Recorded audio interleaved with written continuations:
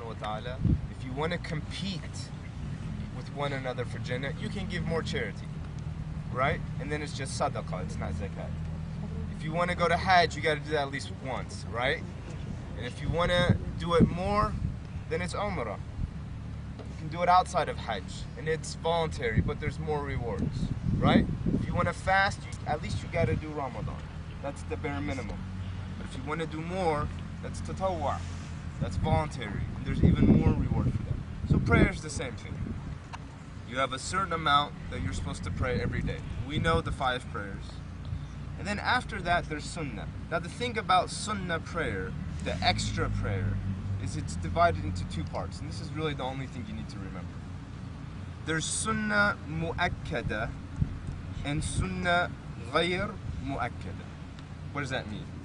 There's a certain type of sunnah that the Prophet emphasized. Mu'akkad. He emphasized it, and he never left it really. It's still voluntary, but he really emphasized it. And then there's another type of sunnah that he did on and off, really flexible. That's called ghayr mu'akkada. So let's just focus on the one he emphasized, and let's just try to make sure everyone knows that one, okay?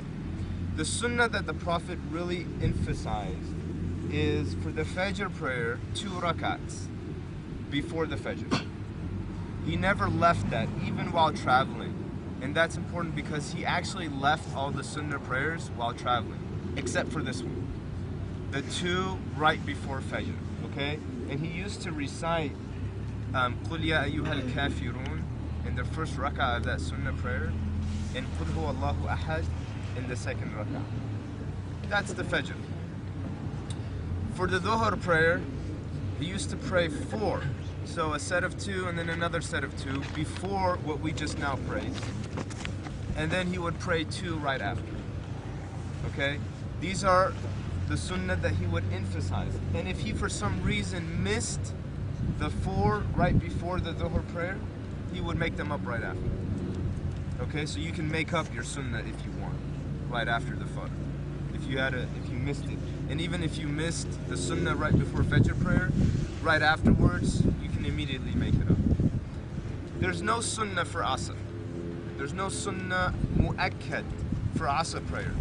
There is sunnah ghayru mu'akkad. Sometimes the Prophet Muhammad would pray 2, sometimes 4, but he wasn't really emphatic about that. We're just focusing on the ones that he was emphatic about, right? So what do we have so far? 2 before Fajr. What about Dhuhr? 4 before 2. What about Asr? No. And then the rest is really easy. 2 after Maghrib, 2 after Isha. And that's it. Okay? Those are the sunnahs that the Prophet Muhammad emphasized. So what's the ruling on sunnah that's emphasized? The ruling is, according to Imam Malik, if you leave it once or twice, or a few times, it's fine, it's not obligatory. But because the Prophet Muhammad emphasized it, if you leave it completely just leave it, you're not doing it like all the time, then that's a sin. That's actually considered a sin. If you leave it completely, at least if you do it once every now and then you haven't left it completely, okay? So that's the ruling on sunnah mu'akkada. Does everybody understand? Mm-hmm. Does everybody know what Shafa and Witr is? Mm-hmm. Everybody know? Okay, khalas. Can you explain that? Can you explain the ruling on Witr? The Shafa and Witr? Can you explain it for the group? Okay, so Shafa and Witr is basically the last prayer of the day. And Shafa is 2 rak'ahs. And you can pray these 2 rak'ahs after you've prayed your sunnah for the Isha prayer. You can recite whatever Quran you want. 2 rak'ahs. And then after these 2 rak'ahs, you stand up after you make salam and you make 1 more. That's witr. What does witr mean in the Arabic language? Odd. Okay? So like you say Allah is witr. Allah is 1. 1 is an odd number. Okay? So you pray this 1 witr, and when you rise up from ruku' in this 1 witr prayer, and the Prophet Muhammad used to recite Qul Huwallahu Ahad in this witr. When you rise up from ruku', you say Sami Allahu liman hamdah. The Prophet Muhammad used to make a dua. Allahumma hdina fi man hadayt, wa afina fi man afayt, wa tawallana fi man tawallayt, wa barik lana fi ma a'tayt, wa qina sharra ma qadayt, fa innaka taqdi wa la yuqda alayk, innahu la yadhillu man walayt, wa la ya'izzu man adayt, tabarakta rabbana wa ta'alayk, la malja'a wa la manja minka illa ilayk. Translation. Allahumma hdina fi man hadayt. Oh Allah, guide us amongst those whom you have guided. Wa'afina fi man afayt. And protect us amongst those who you have protected. Wa tawallana fi man tawallayt. And take us in amongst those who you have taken in. Wa barik lana fi ma a'tayt. And give us blessings in that which you have given us.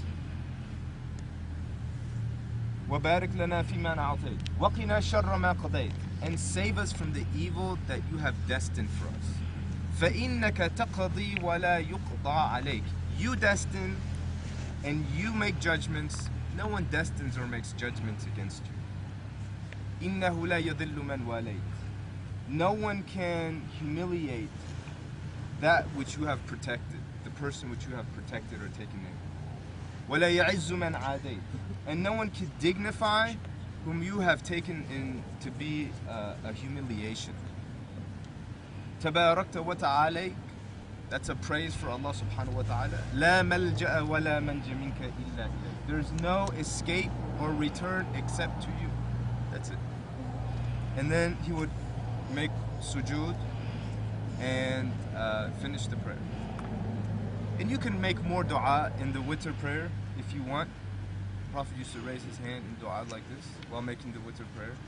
And you can make more masnoon du'as that are sunnah related as sunnah du'as if you want, right?